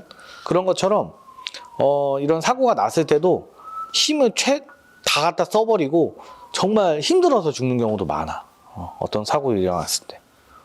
그러면 경험상 이거를 방지하려면 어떻게 하는 거예요? 바삭제를 많이 까는 게 떨어졌을 때 배가 보호되고 해서 좋긴 하죠. 그렇죠. 배회성 같은 경우는 그래서 지금 골리앗이나 이런 키우는 분들은 과거에는 좀 유리수조 큰 높은 데다가 이제 키웠는데 요즘에는 조금 지형을 높여서 되게 낮게 키우는 경우가 좀 요즘에는 많아졌어. 그래서 이것도 수준이 높아진 것 같아. 전에는 안 그랬거든. 골리앗 하면 크니까 유리가 이 스크린 높게 해가지고 시원하게 보려고 그렇게 키우신 분들이 과거에는 많았어. 해미수조 같은 데 안 키우고 다 뭐 40큐브짜리 높은 데다가 은신처 하나 박아놓고 키우는 경우들이 많았는데 요즘에는 골리앗이 그런 고장나는 거 떨어져서 배가 고장나는 사례가 많기 때문에 이런 배회성, 특히 큰 배회성들은 요즘에 낮은 지역에 이런 사고를 막는 게 있고, 그리고 나무위성 같은 경우들이 아까 얘기한 것처럼 이빨 걸림, 손톱 걸림 이런 것들이 많아. 활동량이 많다 보니까 그래서 이런 애들을 좀 키울 때는 좀 이런 환기구나 이런 것들을 좀 조심해야 될 필요가 있는 것 같아요. 근데 이게 정말 그런 망작업 하면 안 되나요? 이렇게 또 물어볼 수도 있어. 근데 나도 그냥 정말 작은 거라 사고가 그러니까 빈번하진 않는 사고거든. 그러니까 결국 하겐에 있는 이런 30큐브들 뭐 이런 큐브들은 다 위에가 망작업돼 있잖아. 그러니까 나도 죽은 사례들이 있지만 그냥 계속 키워. 왜냐면 환기보다 더 좋은 게 없기 때문에 어쩔 수 없이 키우는 건 하지만 위험 감수하고 맞아. 정확히 우리 임피님 말하는 것처럼 위험 감수하고 키운다. 최근에도 블러드렉 수완이 환기구에 다리 하나 걸려가지고 축 처져 있는데 어떤 회원분이 알려줘가지고 구해줬었거든. 그런 것처럼 아직도 위험하지만 그래도 얘네 건강과 그런 것들 위해서라면 환기가 더 좋다. 그러니까 전기장판도 사고 많이 나잖아요. 전기장판 같은 경우도 이것도 사고야. 겨울에 전기장판 대줬는데 최선의 온도 올려줬는데 죽었어 이런 경우가 있거든. 이게 재밌는 포인트예요. 왜냐면 전기장판이 바로 밑에다가 전기장판 위에다가 바로 거미를 밀폐통을 넣는 거야. 그리고 그 밀폐통 위에다가 온도계를 올려놔. 그러면은 25도밖에 안 나와. 근데 안에는 일단 습도가 99.9%고 찍어보면, 그리고 안에 99고 안에가 막 뭐 34, 5도 막 이래. 애 쪄 죽는 거야. 그냥 버티다가 죽는 거야.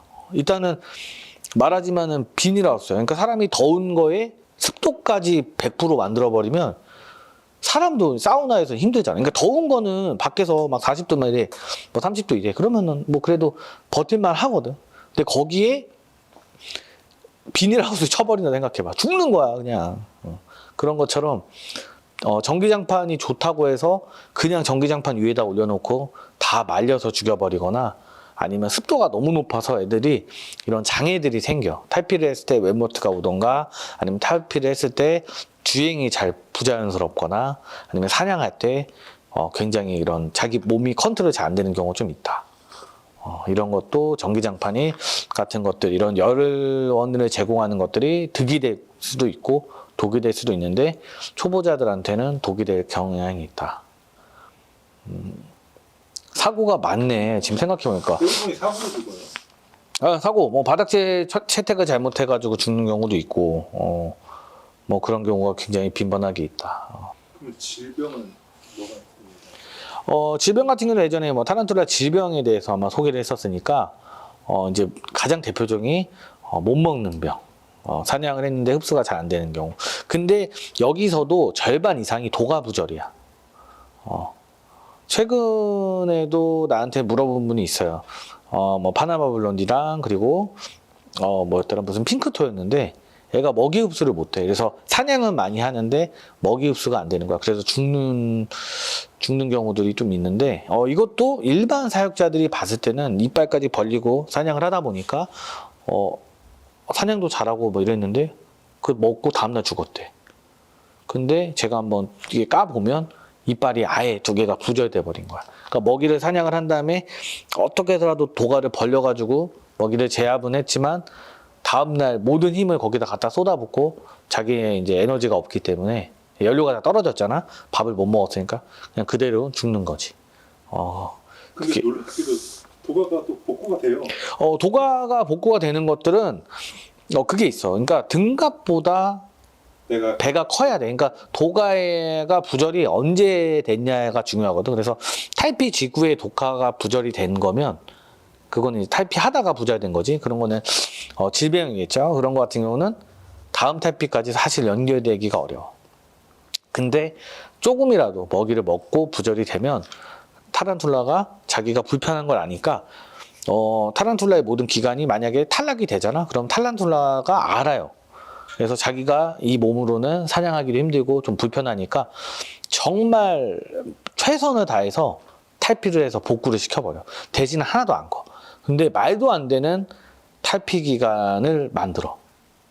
원래는 6개월 만에 탈피해야 되는 거를 뭐 2달 만에 탈피를 해버리는 경우가 있다. 하나도 안 커. 근데 그 오로지 복구를 위해서 이제 최선을 다한 거지. 옛날에 다리 부러지면 빨리 탈피한다고 좋아하는 사람들도 많아. 그거 나야. 내가 그랬어.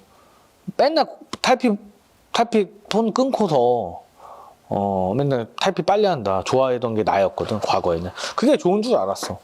신기한 거야. 모르는 거야. 얘가 이걸로 이렇게 지능이라고 해야 되나? 이런 게 높은지 몰랐어. 자기 몸이 불편하다고 탈피를 연결할까? 그거 아니라 나는 그냥 부절 났으니까 복구까지 되면서 커졌네. 약간 이런 게 있어서 워낙 빨리 해서 그런 경우도 있었다. 그러니까 생각보다 못 먹는 병이라는 질병이 거기에 사고가 동반되어 있는 경우가 많아. 이런 도가부절 그리고 뭐 전탈피의 탈피 껍질 이런 것들. 그래서 이게 근데 유체 때 유독 탈피가 더 어렵기 때문에 유체 때 아무래도 이런 경험치가 성체보다 떨어지잖아요. 탈피에 대한 경험치가 그런 데이터가 많이 없기 때문에. 그리고 유체를 키우는 분들이 대부분 많이 경험하지 않았거나 아니면 그리고 이런 관찰하기가 어려운 사이즈들이잖아요. 그래서 그냥 무조건 못 먹는 병이 질병으로만 이렇게 뭐 되는 게 아니라 이런 사고가 동반된 후에 질병으로 보이는 경우들도 있다. 못 먹는 병이 많아. 지금 우리가 뭐 질병에 대해서 정확하게 판정하기가 쉽지가 않죠. 그치. 뭐 나도 그래. 뭐 내가 뭐 의사도 아니고. 근데 나한테 많이 물어보니까 나도 그냥 내 데이터로만 얘기하는데.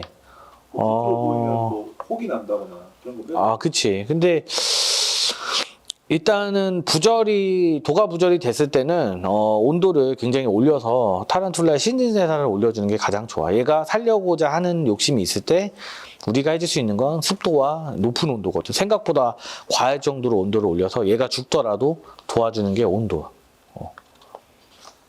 그럼 부전에 대해서 잠깐 얘기하고 갈까요? 탈피 부전? 어떤 환경에 탈피 부전이 많이 나나? 건조하다고 부전이 나는 건 또 아닌 것 같기도 하고. 형 다 건조하게 키우죠. 일단 건조해서 건조한 것보다는 약간 습한 게 좋긴 하죠. 그쵸. 건조한 것보다는 이제 습한 게 좋은데, 저 같은 경우는 이제 이런 잡충 같은 이런 질병들 때문에 되게 건조하게 해요. 근데 맞아요. 그게 애매해요. 습한 게 탈피는 좋은 것 같은데 습하면 질병이랑 그런 잡충에 약하고 건조하게 하자니 또 건조는 또 그러니까 이 포인트가 굉장히 중요한 게 타란툴라에 건조하게 키우시는 분들은 대부분 그래도 타란툴라를 많이 키우신 분들이거든. 나 같은 경우는. 그러니까 잠깐의 이 친구들의 거미를 살짝 봤을 때 프로필 데이터가 바로 나오는 거야. 얘가 탈피가 얼마 안 남았다. 그때는 물을 줘서 코박죽 물을 바로 코를 쳐박고서 물 먹게끔 하는 거야. 그러면은 타란툴라가 이제 윤활렉을 생성을 해야 되기 때문에 탈피할 때 물과 같이 나와야 되잖아요. 그렇기 때문에 물을 막 밥은 안 먹는 탈피기관이죠. 엉덩이가 검해도 물을 바로 먹는 경우가 있거든. 보충을 해서. 그럼 외부적으로 건조해도 돼. 왜냐하면 탈피할 때 자기 신체에 있는 물로 이제 윤활렉으로 사용해서 나오는 거기 때문에. 그래서 건조하게 키우시는 분들 중에 탈피 잘하는 사고가 안 나는 경우는 중간중간에 수분 섭취를 잘 해주는 거지.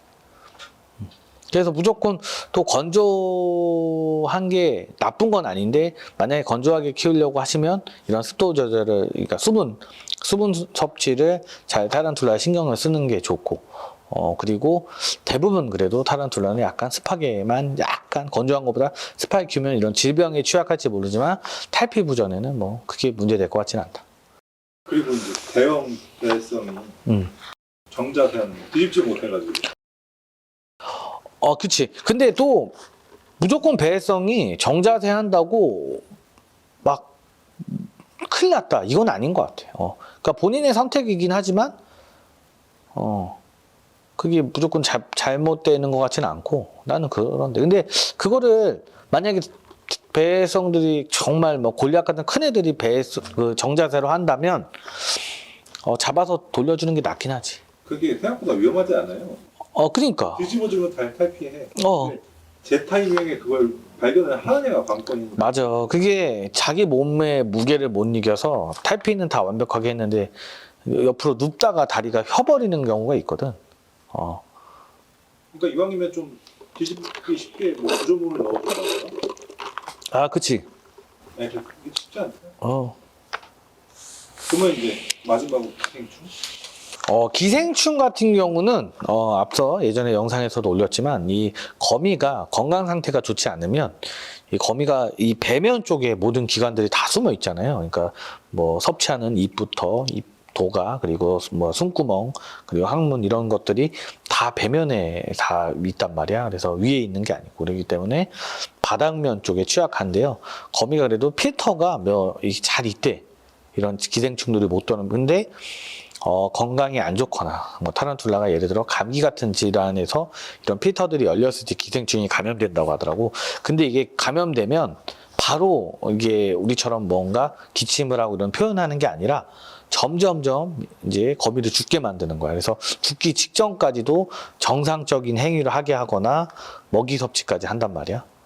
그런 것들. 그래서 이게 기생충에 감염이 됐냐 안 됐냐는 사실 관찰하기가 좀 어렵고, 기생충에서 성충이라고 있어요. 이거 같은 경우는 외부로 죽을 때 보여. 하얗게 입에서 나오거나 항문 쪽에 이제 뭐 꿈틀꿈틀거리는 게 있거나, 그리고 복부가 밥을 안 좋은데도 기이할 정도로 임신한 것처럼 배가 커지거나, 이런 것들은 기생충이 성충들한테 감염돼서 이 안에 성충들이 꽉 차 있는 거야. 이거 같은 경우는 이제 토양이나 일반적인 토양, 그리고 먹이에 따라서 안 좋은 먹이를 먹었을 때 섭취하면서 생긴다고 알려져 있어. 근데 사육 환경에서는 먹이 같은 경우는 야생 먹이를 급여하지 않고, 귀뚜라미가 잘 진흥청에 따라 큰 이제 귀뚜라미 농가들은 그렇게 관리가 잘 되어 있기 때문에 성충들 쪽도 문제가 됐었으면 우리 국내 거미가 많이 없겠죠. 그래서 성충들도 먹이로 하는 거는 좀 예를 두고, 내가 볼 때는 이런 바닥재가 안 좋게 오래돼서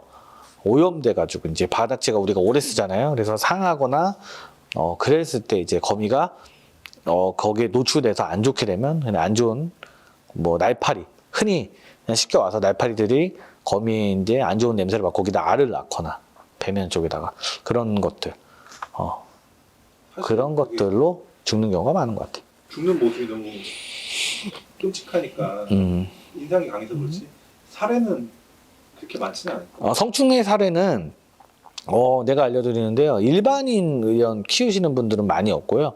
유독 브리더들한테 많아. 그거는 근데 사실 브리더들이 이제 개인 관리할 수 있는 개체들이 넘어서서 있기 때문에 바닥재나 이런 것들이 확실히 나 같은 사람들, 나도 사실 이런 거미들 보여줘도 좀 창피한 경우가 많아. 바닥재도 오염이 많이 되어 있고, 그리고 뭐 탈피 껍질도 못 빼놓고, 내가 관리할 수 있는 능력을 지금 범주를 좀 넘어섰기 때문에 그런 모습을 보이는데, 근데 그건 있어. 대부분 내가 키우는 거는 바닥재가 되게 건조하거든. 근데 그게 뭐냐면 바닥재가 습한 순간 내가 나 같은 사람들이 오히려 크게 문제가 되기 때문에 이게 바닥재가 건조한 거는 내가 기생충 같은 이런 잡충들을 피하고자 하는 게 가장 크다. 그러면은 지금까지 사고 난 것 중에 제일 어이없었던 거 뭐 그런 거 있어요? 제가 제일 어이없던 사고는 제 불찰이었어요. 얘기해도 되나? 골리앗이 임신 채웠거든. 블론디 골리앗. 메이팅 다 하고 수컷도 누구한테 빌려서 메이팅까지 했어. 그래서 와, 이제 배가 큰 거야. 한 30cm 이 렉장에 1층이었거든. 1층? 그래서 메이팅을 하고 뚜껑을 안 닫은 거야. 근데 원래 골리앗이 왜 웃어? 절대 안 나와. 알지? 뚜껑 열어놔도. 뚜껑을 일주일 열어놔도 안 나온 애들이 있어. 이 새끼가 나와가지고 떨어졌는데 그 30cm밖에 안 돼. 이 중력으로 힘해서 야구공 마냥 엉덩이만 끌어당겼나 봐, 중력이. 빵 터졌는데, 알 나왔구나. 아니 엉덩이가 이렇게 방바닥에 이렇게 반으로 이렇게 붙어 있어. 근데 감 떨어진 것처럼? 근데 몸은 살아있어. 아이고. 이런 사고.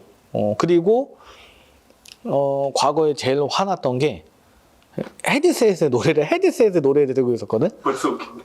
근데 하도 힘드니까 일하면서. 근데 땀 뻘뻘 흘리면서. 땀 뻘뻘 흘리면서. 근데 내가 그 뒤에 이제 사육장들이 브루네오 블랙이 산란을 한 거야. 근데 너무 건조해서 브루네오 블랙 이렇게 대각선으로 하자, 렉장 뒤에 대각선 하다가 이제 그 밑에다가 물그릇 같은, 아마존 물그릇 같은 거 한 5cm, 4, 5cm 이렇게 받쳐놓고 대각선으로 해놨던 거야. 근데 근데 1, 2, 3번에 그 자리가 있었는데 1번 쪽에 내가 물을 많이 줬어. 1번을. 근데 1번, 2번 동은 그 산란한 건 아니야. 근데 내가 헤드셋에 들으니까 1번 쪽이 먼저 찌 쓰러지면서 이게 물이 많이 줘서 이게 물 무게랑 이렇게 하면서 떨어지면서 2번도 친 거야, 2번 뚜껑을. 그리고 2번도 떨어지면서 3번 딱 쳤는데 내가 헤드셋에 들으면서 그냥 뒤로 딱 봤는데 2번 떨어지는 거 보고 빵 터지고 보고 한 3번이 떨어지더라고. 근데 내가 만약에 헤드셋 들었으면 그 소리로, 헤드셋 안 들었으면 소리로 잡았겠지. 보르네오 블랙 그때 유체가 한 5만 원, 7만 원 시절에 알치 통으로 날라갔다.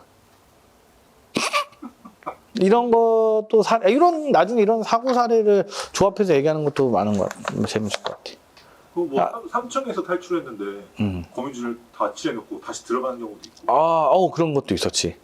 예전에 바이안가 설머니가 3층에 살려냈는데 통에 뚜껑이 열려 있는 거야.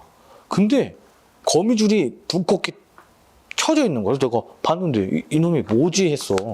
안 나갔는데 나왔다 들어간 거야, 지가. 집이라고. 뭐한 놈이지? 했어. 저는 판포 탈출했는데 고양이가 죽여가지고. 그런 경우도 많아요. 우리 랩타일 사장님 같은 경우, 우리 얘기해도 사장님이 친하니까. 랩타일 사장님 같은 경우도, 우리 고양이 새끼가, 로즈 헤어인가를 나온 거를 이제 사고가 있었는데요. 이놈이 이제 처음에는 손이 부었대. 손이 이렇게 방망이처럼 부은 거야. 가지고 놀다 물린 거야. 그 거미는 죽었고. 근데 이놈이 거기서 이제 그 장난을 멈춰야 되는데 버틸만 했나 봐. 다음에는 이제 폴이 이렇게 부었어. 그거는 아홈바한테 물렸대. 가지고 놀다가. 이런 사고사례 얘기해도 됩니다. 이건 사장님 찌하기 때문에. 그런 것도 많아요. 옆에 거미 통에 넘어가가지고 서로 잡아먹고 가끔씩 그런 경우 있어요. 그래요. 밥 주려고 뚜껑 달아놓고 하나씩 뿌리다가 깜빡하니까 옆 통으로 넘어가는 거지. 그치. 이것도 굉장히 중요해요. 그러니까 이 사고 사례가 무조건 거미가 죽는 게 재밌게만 볼 게 아니라 이 사고 사례가 있다라고 해서 이거를 좀 안 좋게는 안 보셨으면 좋겠어요. 예를 들어 또 하나 얘기를 할게요. 사육자들이 가장 이제 밥을 줄 때 이런 게 있어. 얘가 긴가민가해서 밥을 줬을 때는 그냥 뚜껑 살짝 열어놓고 던져주고 안 먹으면 그냥 두겠다 이렇게 하는데, 탈피 직후한 개체들 있어. 탈피가 다 몸 마르고 그러면 이제 사육사들도 재밌을 거 아니야. 걔 밥 주는 게. 한 귀뚜라미 4-5마리 먹을 것 같아. 그러면은 걔만 꺼내는 게 아니라 비슷한 애들을 또 꺼내, 이렇게. 그리고 뚜껑 다 열어서 사진이나 영상 찍겠다고 켜놓고서 밥을 준단 말이야. 그럼 첫 번째 애한테 밥을 주고 두 번째 애한테 밥을 줬는데 두 번째가 그 귓점이 떨어진 거 보고 놀래가지고 후다닥 나와서 3번 통으로 들어가는 거야. 맞아요. 그래서 그냥 바로 먹히는 경우가 생각보다 많아. 이런 거 꼭 조심해야 돼. 이거 하나에 이렇게 밥 주는 게 많아. 한 번에 뚜껑 여러 개 하지 말라고. 우리 타란툴라가 늘 얘기하거든. 거식의 결정치 아니야. 그렇기 때문에 밥 잘 먹는 애들을 영상 꼭 담으려다가 한 3-4마리 뽑아놓고 얘네 누가 봐도 밥 잘 먹을 것 같아. 이런 애들 또 영상 담아보겠다고 아니면은 또 같이 재밌게 관찰해보겠다고 뚜껑 다 열어놓고 여러 마리 밥 주다가 넘어가서 다른 종족한테 사냥당하는 경우가 있어. 메이팅하다가 역으로 수컷한테 물리는 경우도 있고. 맞아요. 수컷 같은 경우가, 그러니까 암컷이 회피하다가 돌았는데, 이제 복부가 취약하단 말이에요. 그래서 아쉬운 게, 이제 수컷들이, 사실 암컷들을 정면으로 공격을 하면, 암컷들이 다 방어를 하거나, 다리 같은 데 물려도, 같은 종족이라서 그런지 모르겠지만, 생각보다 문제가 없어. 이렇게 팔에 물려도. 고통이 있거나, 금방 이제 이런, 체액 같은 경우도 금방 마르고. 근데 암컷이 회피를 하면서 후다닥 하면서 이제 빠꾸하면서 엉덩이가 노출되면서 거미도 이게 수컷 이게 뭐지 하고 복부를 무는 경우가 있거든. 빈번에 그래 물었다 깜짝 놀래 수컷은 논단 말이야. 근데 암컷은 죽어. 복부 같은 데 물리면. 왜 죽냐? 내가 볼 때 독보다는 압력이 워낙 세니까 그 살짝 물린 거에서 내장 장기가 다 쏟아져 나와. 그래서 죽는 경우가 있어. 그러니까 이런 경우도 항상 조심해야 됐고, 오늘 시간 같은 경우를 봤을 때 이런 타란툴라가 죽어서 의문사로 처리하는 것보다 여러 가지 죽을 수 있는 방법이 많다. 그러니까 정리를 하자면 이런 유체 때 잘 안 보이는 이런 도가부절, 그리고 계속 떨어져서 항문 막힘이나 항문 쪽이 고장, 그리고 외상만 있는 게 아니라 분명히 내상도 있을 거고. 그러기 때문에 우리가 보이지 않는 부분에서 고장이 날 수도 있다. 그게 무조건 어떠한 질병이다. 아니면 뭔가 먹이 먹고 문제가 생겼다. 이런 것도 맞겠지만, 당연히 그런 것들이 훨씬 많겠지만, 그래도 내가 볼 때는 이런 사고가, 작은 사고들, 확인이 안 되는 사고들이 훨씬 많다. 이게 더 지배적이다. 거미가 죽었을 때는. 그러니까 무조건 의문사, 이렇게 처리하는 것보다는 한번 죽었을 때 사육 환경을 좀 더 관찰을 해볼 필요가 있는 것 같다.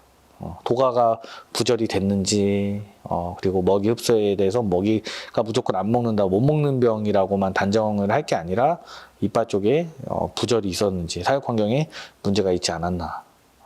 그리고 이런 밥 줄 때 여러 가지 이런 조심해야 될 이런 많은 것들이 있기 때문에 그런 것들도 잘 우리 사육자들이 관찰을 해볼 필요가 있다. 이번 영상은 인기가 많은 타란툴라의 요인들, 어떤 종들이 인기가 많고. 근데 재밌는 게 이게 식상한 주제지만 이게 이제 우리 임피디님과 토론 방식으로 인해서 이제 부주제들을 나눌 거예요. 그래서 초보자들이 좋아하는 거, 그리고 이제 중급자, 나 거미 좀 키운다라는 분들이 좋아하는 거, 그리고 상급자, 가로치고 이제 브리더들이 좋아하는 거미로 이제 어떤 시기, 어떤 종들이 좋아하는지, 그리고 어떤 요인 때문에 그 종을 좋아하는지에 대해서 이야기를 해보도록 하겠습니다. 내가 잠깐 정리를 했는데, 초보자들, 우리 이제 구독자분들, 우리 탈인이들, 이분들이 좋아하는 것들은 보면 알 거예요. 이거 반모로 시작을 할게요. 일단은 무조건 크기야. 초보자들은 와서 그냥 다 필요 없어. 큰 거 그냥 골리앗, 큰 것만 찾다가 이제 골리앗을 보고 큰 거 보고 우와 발색 깊은 거요. 그게 두 번째야. 발색. 그리고 세 번째는 먹성. 그리고 네 번째는 성장 속도도 빨라야 된다는데, 성장 속도가 이제 마지막. 그래서 이제 크기로는 일단은 먹성이 가장 좋은 거예요. 그래서 대부분 타란툴라를 키우시는 분들 중에 접하는 분들 구할 정도가 골리앗 버드이터를 듣고 오신단 말이에요. 버드이터, 새 잡아먹는 거미. 그거를 듣고 오셔서 가장 좋아하는 거는 골리앗인데, 골리앗을 검색을 하시다가 알레르기를 또 어디서 이제 보기 시작해. 이제 검색을 하면 알레르기 반응? 와, 이게 뭐야? 털이 엄청 세대. 다 말려. 그러다 보니까 타협점을 찾으시는 게 이제, 마스카라. 판포 마스카라를 타협점으로 찾다가 그것도 검색을 하시다가 그린볼이라는 걸 봐. 근데 두 번째에서 발색 이쁜 그린볼. 그리고 이제 그린볼을 보시다가 갑자기 부블이 튀어나와. 얘네들이 애완거미에서 가장 인기가 많다. 그래서 새까맣고 한국 분들은 다 검은 거 좋아하잖아. 그러다 보니까 그걸 좋아해. 근데 그게 그린볼보다 좀 먹성이 떨어지고. 그러다 보니까 네 번째 꼬리포의 성장 속도가 빠진대. 그러면서 이 몇 가지로 이 몇 개에서도 왔다 갔다 하신단 말이야. 그러다가 이제 그때부터 이제 선택을, 타협점을 잡는 게 아마 마스카라. 그리고 조금 더 분양가가 많이 낮아진 그린볼을 선택을 하는 것 같아. 이 밖에는 잘 보지 않는 것 같아. 그러니까 초보자분들이 좋아하는 이 타란툴라의 요인은 크기, 그리고 발색, 그리고 먹성, 이제 성장 속도로 나눠진다. 그리고 이제 타란툴라를 조금 이제 키웠어. 그래서 집에 한 30마리 이상이 돼서 미럼이라는 먹이보다는 귀뚜라미를 사서 먹이는 분들. 이분들이 내가 볼 때는 그냥 중급자 시작이라고 생각을 해. 30마리부터? 30마리부터. 그리고 먹이 사는 게 재밌어지는 거지. 그리고 사육 개월 연적 그거는 근데 얼마나 애증이 타란툴라에 있어서 얼마나 빠르게 여기에 빠져들었냐에 따라 다른 것 같아요. 그래서 6개월 만에 뭐 번식을 준비를 해서 성공하신 분들도 많이 봤기 때문에 개월은 중요하지 않고 얼마나 이제 빨리 타란툴라에 빠졌냐. 근데 타란툴라에 빠졌다는 거는 일단은 흔히 이제 브리더들이나 말하는 이런 개체력, 되지도 않는 이런 단어긴 한데 이 개체력이라는 게 있다더라고. 개체가 뭐 여기 힘인가 봐. 개체가 많아져. 나도 웃긴 건데. 그런 얘기 어디서 해요? 계속 들어. 뭐 개체력 하면서 나는 많이 듣지. 그래서 개체가 다양하고 많아야 돼. 이거 너무 웃기지. 그래서 이런 개체력을 이제 바탕이 되는 게 일단은 수량과 그리고 다양함. 그러니까 생물의 이 다양성들이 이런 이 타란툴라에도 이 다양함이 있어야 이제 이 중급자로 넘어간다. 그래서 많은 경험들을 바탕으로 하려면 이 다양한 거미들을 키워야 되고 그래야지 이제 레벨업이 되는 거지. 경험치가. 그래서 이분들이 좋아하는 이 정도부터는 이제 조금 바뀌어. 확실해. 크기 이런 거 안 봐. 그냥 큰 거 식상하잖아. 아프는 편은 작은데. 이때부터는 일단은 희소성. 첫 번째. 남이 없는 거미. 그걸 찾아. 이제 중급자부터. 이제 거미 한 50마리 넘어갈 때부터 나 좀 키워 할 때. 내가 유체가 어디 샵에서 입양이 한 45마리 정도 되는데 이제 직거래 시작했어. 카페라는 데 들어가서 우리 절사물원 카페 커뮤니티에 들어가서 한 성체 한두 마리 입양했어. 이때부터 내가 볼 때 중급자 시작이야. 이때부터는 이제 희소성에 목을 매는 거야. 이거 확실해. 왜냐면 이 수집 같은 거에 이런 우리가 또 그런 플러스 되는 취미이기 때문에 컬렉션이라서 그래요. 그런 것 같아. 그러니까 우리가 거미를 이 이름을 져주면서 키우는 분들이 굉장히 드물어. 근데 재밌는 게 내가 현장에서 만나면 우리 남성분들이 이거 뭐 비하할 의도가 아닙니다. 남성분들은 이름을 보고 이렇게 하진 않고 여성분들은 강아지처럼 키워. 그러니까 이름을 다 져주고 되게 섬세해서 오래 키워. 그래서 이게 여성과 남성분의 취미의 접근 방식이 조금 다른 것 같아. 그래서 남성분들은 아무래도 이런 어릴 때부터 이런 뭐 수집의 욕심들로 이렇게 막 모든 취미를 시작할 때 그렇게 하지만 여성분들은 좀 다르게 좀 섬세함으로 자기 만족을 찾으면서 하는 거기 때문에 정말 선택을 할 때 거미들 이렇게 한 10마리씩 이렇게 나열을 해. 그 다음에 20-30분을 봐. 그 거미에서 그래서 그 거미 중에 이제 면접을 보는 거야. 10마리를. 그래서 계속 어떤 거를 데려갔지 해서 얘가 다리 털이 한두 개 더 많아 보이고 이런 섬세함으로 가져가는. 근데 나는 기분 좋게 보지. 근데 우리 다른 분들 이제 남성분들은 그게 아니라 10마리 깔아놓으면 암컷이어라 뭐가 더 큰가 뭐 이렇게 해서 찾아가는 거기 때문에 좀 다르게 이제 접근 방식이 있는 것 같아. 어디에서 말이 생 거죠 이게 지금? 희소성. 희소성.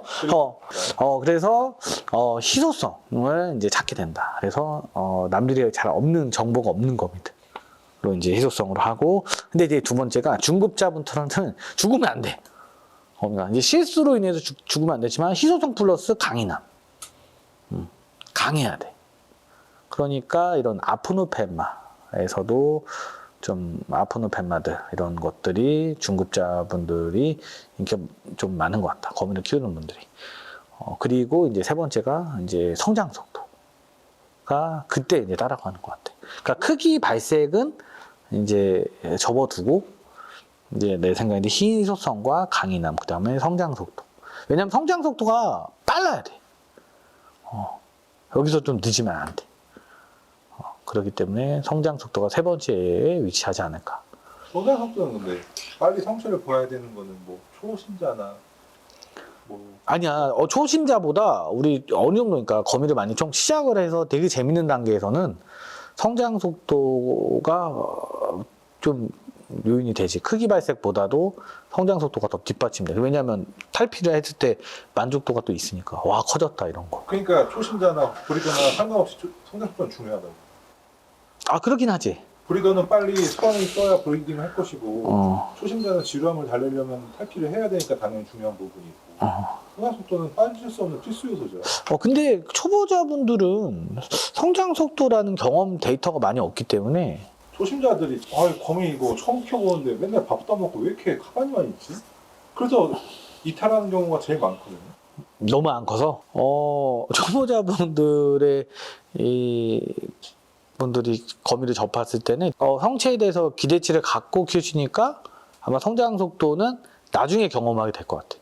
너 말대로 맞아. 타란툴라가 모든 생물이랑 다르게 학교 갔다 와서 커져 있네. 이게 아니죠. 그렇기 때문에 이런 탈피를 했을 때 와 이거라서 처음에는 되게 좀 재미없어. 밥을 먹어도 엉덩이만 커지고. 근데 탈피라는 것을 맛을 보는 순간 아 얘네가 타란툴라구나. 정말 두세 배씩 커지는구나. 뻥튀기를 하는구나. 라는 걸 아는 것 같아. 이제는 이제 브리더들 차례. 이제 나 같은 사람들. 다 필요 없어. 희소성이 1번이고 2번이 번식에 대한 성취감. 그 두 개밖에 없어. 다른 건 다 필요 없어. 보이지가 않아. 근데 이게 나쁜 건 아니야. 왜냐면 희소성과 이 번식에 대한 성취감이 가장 많이 찾는 요인 중에 하나지 않을까. 이거는 맞을 것 같아. 이제 상급자라 하면은 거미를 많이 키우시는 분들, 그리고 정말 많이 키우시는 분들, 이건 또 오래 키워야 돼요. 그리고 번식에 대한 경험들이 많은 브리더들을 말을 하는 건데요. 이분들이 볼 때는 이제 그때는 이미 워낙 다양한 거미를 키우기 때문에 이때는 아마 희소성 플러스 번식에 대한 성취감이 가장 크지 않을까 합니다. 번식의 성취감은 많이 거미를 키우다 보면은 조금 이제 타란툴라를 키우는 거에 대해서 성책도 찍어보고 막 경험을 많이 하다 보니까 그렇게 탈피를 해서 이렇게 뭔가 즐거움이 초보자나 중급자들보다는 그런 게 좀 빠지긴 해요. 그렇기 때문에 이때 이제 어떤 걸 생각을 하냐, 이제 번식도 나도 해볼까 라는 거에서 번식을 했을 때 그런 성취감들이 굉장히 크다. 물론 이제 브리더들이라 하면 전업 브리더들, 그리고 브리더가 이제 돈을 따라간 돈이 이렇게 뒷받침 되는 거잖아요. 번식을 했을 때. 근데 그것보다 브리더들이 아마 돈보다 이런 분양가 이런 거 돈보다는 성취감이 가장 먼저 다가오는 것 같아. 와, 내가 번식을 해냈다니. 그런 거. 그래서 타란툴라의 어떤 이런 뭐 크기 발색 이런 기준보다는 좀 희소성이 있는 거에서 국내에서 번식이 잘 안 된 사례에서 번식을 했을 때 성취감이 오니까 그때는 이제 희소성 플러스 번식에 대한 이런 성취감 이런 게 갈증이 생기는 것 같다. 이 두 가지를 보게 되는 것 같아요. 그랜드슬램이 괜히 얘기가 나오는 게 아니죠. 랩팜고를 번식을 했을 때 이제 그랜드슬램이라고 이제 유치하게 이렇게 또 지인들 중에 이렇게 랩팜고를 다 번식을 하면 야 너 그랜드슬램 달성했다 이런 것처럼 얘기를 하자는 것처럼 이런 성취감이 가장 이제 따라오는 것 같아. 그래서 종을 선택을 할 때는 이제 이런 좀 잘 안 되는 종들의 번식을 하려고 하시는 분들이 많아지고, 근데 그런 게 또 바탕이 좀 되니까 이런 시장 형성에 있어서 그런 게 또 이제 번식이 되고 이러면 저변 확대가 되고 또 다양한 분들이 키워보거든. 그렇기 때문에 나쁜 건 아닌 것 같고 단계별로 올라가는 것 같아. 그러면 그 희소성이랑 성취감이 다 만족되는 종이 뭐가 있어요? 그럴 때는 이제 크새. 그리고 가장 대형 중에 이제 골리앗류들이 있어. 골리앗의 림프를 보잖아? 그럼 알지. 어떤지. 넌 알잖아. 그 성취감. 어마어마해. 엄지만해, 림프가. 그치? 그러니까 분명히 거미 타란툴라를 나는 아직 보지 못해서 타란툴라를 시작을 하면서 시작과 동시에 골리앗만 먼저 번식했다 나는 본 적이 없고 단계가 필요한 것 같아. 이거 번식에서 가장 중요한 게 그냥 대처 능력 같거든. 그잖아. 이 인큐베이터와 그러니까 번식은 누구나 이렇게 우리가 중매 역할을 하는 거야. 타란툴라한테 중매 역할. 둘이 인사하게 하고 메이팅하게 하고 암컷이 얼마나 우리 아이바오 같은 암컷을 만나면 알아서 모성애가 아이바오가 어마어마하잖아. 그런 것처럼 뭐 알아서 다 케어를 한단 말이야. 그러니까 사육자들은 사실 중매 역할 이후에 거두는 거지. 그냥 얘가 어미가 알아서 잘 하겠고. 하지만 근데 이제 알집이 좀 상하거나 그리고 이런 때는 경험치가 무조건 필요하긴 해. 이런 데이터, 경험주의적인 데이터가 필요해서 이때 인큐베이터를 어떻게 할 거고 이때 알집을 뺏어야 되고 뭐 이런 게 생긴단 말이야. 그 기준이. 근데 그 기준이 생기려면 그래도 좀 번식이 조금 쉬운 정도부터 이렇게 차근차근 올라가겠지. 근데 그때 골리앗이나 이런 크새나 팜프를 브리딩을 했을 때 눈으로 시각적으로 다가오는 그 성취감이 엄청 있어요. 왜냐하면 골리앗은 림프에 엉덩이 털이 있다. 엉덩이가 림프가 살색인데 거기 털이 이렇게 몇 가닥 보여 까맣게. 그지? 근데 여태까지 내가 보던 이런 작은 형의 림프의 사이즈들은 그게 눈에 잘 안 들어와.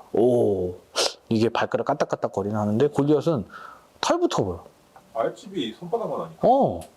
그런 것들이 근데 돈보 이렇게 분양가를 뒷받침하는 것보다는 이런 성취감들이 따로는. 그래서 아직도 이런 뭐 핑크포 골리앗이나 이런 것들이 지금 분양가가 굉장히 낮아졌어. 지금은 이제 거의 뭐 입문종이잖아. 근데 내 주변에서도 골리앗 핑크풋을 되게 많이 한다. 번식을. 그쵸. 근데 다 실패해. 이러면 안 되는데 어려운 종이야. 그러니까 지금 물론 브리더들이 우리 워낙 이게 많이 자라는 상급 브리더들이 워낙 이게 골리앗 공급을 많이 이제 해서 이렇게 이제 많이 쉽게 접할 수 있는 거지. 아직도 그래도 골리앗을 핑크풋을 많이 잡고 있는 분들이 많아. 왜냐하면 그런 브리딩을 했을 때 이런 성취감들이 굉장히 바탕이 되기 때문에 나 또한 이제 핑크풋은 또 번식이 돼서 림프를 본다 그러면 다른 종들보다는 그래도 골리앗이다 라는 게 나올 것 같아. 그러면은 인기 좋은 거를 다른 관점으로 봐서 몇 가지 질문을 할게요. 좋아요. 거미가 클수록 무조건 인기가 좋다. 아니다. 작아도 매력이 있으면 인기가 좋다. 큰 게 장땡이라는 원리가 있잖아요. 거미판에서는. 그거 어떻게 생각해요? 이게 그러니까 이게 초심자와 중급자가 달라. 나 같은 이미 이렇게 고인물 꼰대들은 어렵네. 임PD님 어떻게 생각해요? 이왕이면 큰 게 낫지. 작은 것도 매력 있다 생각하지 않고. 작은 게 매력 있는 케이스가 몇 개 없어요. 울마. 아포노는 작아서 귀여운 것 같기도 해요. 맞아. 방금 말대로 아포는 그래서 중급자 사람들이 이제 큰 거에서 탈피해서 이제 작은 것들에서도 매력을 느끼기 시작하니까 중급 좀. 그렇지. 여러 가지의 이제 그렇게 생각하는 게 다양하게 생기는 건데. 아니, 나도 그런 것 같아. 거미는 큰 게 매력 있는 것 같아. 그러면은 또 거미판에 있는 얘기가 블랙, 불패, 검은 게 인기가 무조건 좋다. 그것도 맞는 말 같아요? 맞는 말 같아. 크새도 생각보다 일반 검은색 계열이 인기가 좀 좋은 것 같아요. 근데 블루는 너무 화려하다고 느끼는 사람이 좀 있나 봐. 그러니까 블루도 블루가 만약에 하늘색 같은 파란색이잖아? 그럼 더 인기가 있었을 거다? 아니, 나는 오히려 인기가 없을 거야. 다크한 약간 진성이라 인기가 좋다. 그러니까 그 형제들 중에 어떻게 보면 약간 파란색인 거잖아. 네, 그렇죠. 근데 그게 더 매력이 있는 것 같아. 은은하게 있는 게. 까만 베이스에 등갑에 핑크에 더 만약에 만약에 막 그린볼 같은 정도의 블루면 그것도 이상할 것 같다. 그러니까 지금 생각해보면은 대박이겠는데 생각하겠지만 좀 차근차근 생각을 해보면 되짚어보면 지금의 블루보다 파란 게 혹하긴 하는데 시간을 볼 때는 지금의 블루가 훨씬 더 매력적으로 다가오는 것 같아요. 그래서 저는 생각하는 게 만약에 어.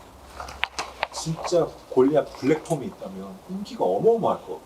아, 그치. 그러니까 생각하는 게 탈피직후에 블론디가 새까만 애들이 있어. 해외에서도 막 블랙폼처럼 있는데, 그건 사실 올 블랙이라고는 할 수는 없고, 탈피직후에 일시적인 거잖아? 네. 근데 그게 말고 만약에 정말 볼비 마냥 네. 검으면, 그러니까 볼비가 이후에, 볼비가 인기가 좋은 이유가 이거야. 검은 골리앗이라고 표현했잖아. 처음에 맞아요. 시장에서 나올 때. 맞아요. 그런 것처럼 볼비가 인기가 가장 많은 종 중에 하나인 이유가 그 검은 색깔 베이스가 깔려 있는 거. 세무 같은 겁니다. 그래서 블랙은 그리고 또 우리 모르겠어요. 그러니까 다른 해외인들은 어떻게 생각하는지 모르겠는데 한국 분들의 취향은 정확하게 우리 또 깜장색들을 좋아하는 거기 때문에 검은 게 장땡.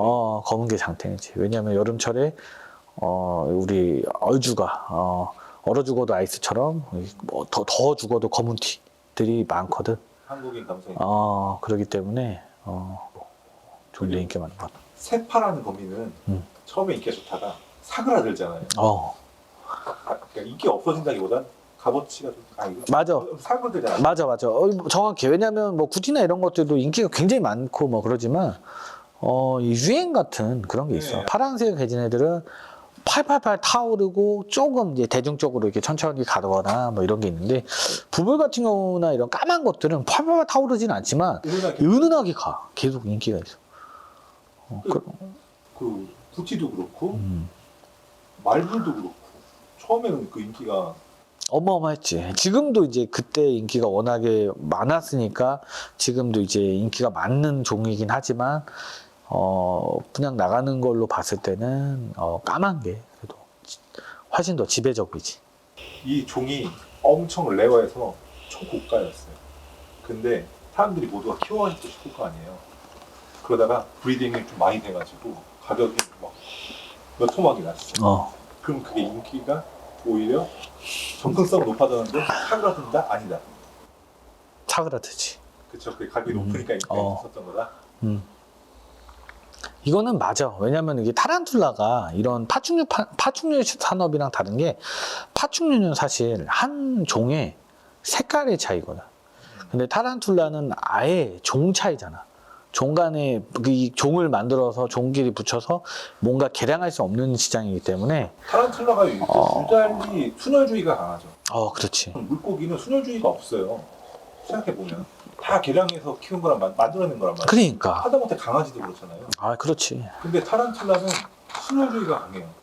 순혈중이도 강하고 이런 근친의 문제들도 생각보다 되게 이야기를 많이 한단 말이야. 근데 물고기나 파충류는 근친에 대해서는 언급이 잘 안 돼요. 왜냐면 인브리딩이라는 하나의 모프를 만들려면 여러 가지 이런 레시피처럼 섞어야 되는 요인이 생기기 때문에 안 좋은 유전자들도 섞어야 되는 상황이 많지만 타란툴라는 그러지 않지. 순혈주의와 근친 이런 것들이 좀 이제 그런 것들이 좀 그 미지의 야생의 상징인 것을 키워온다고 생각해서 그런가? 그런 것 같기도 해. 내가 그랬으니까. 왜 순혈주의가 강할까 생각해보면. 내가 그런 것 같아. 야생에는 진짜 이런 게 산다고? 말도 안 돼. 이게 실존하는구나. 어. 이런 느낌으로 접근해서 그런 거. 그런 것 같아. 그러니까 내가 가장 좋아하는 게 이런 원시적인 말을 가장 좋아하는 게 사실은 파충류 다리 4개 달리고 뭔가 이렇게 나와서 사냥하고 이런 것보다 타란툴라는 뭔가 몸 다 숨겨서 굉장히 사람이 접근하지 못한 데 사는 것 같은 그런 것들이 있기 때문에 이번 영상은 이것도 제 생각이에요. 또 이게 또 이런 브리더들이나 중급자분들이 난 아닌데 이럴 수 있어요. 물론 있어요. 그러니까 저도 이 재미있게 이야기하고자 좀 얘기한 거기 때문에 그냥 이거는 재미있게 좀 봐줬으면 좋겠어요. 저는 재밌었어요. 나는 이러니까. 알겠습니다. 감사합니다.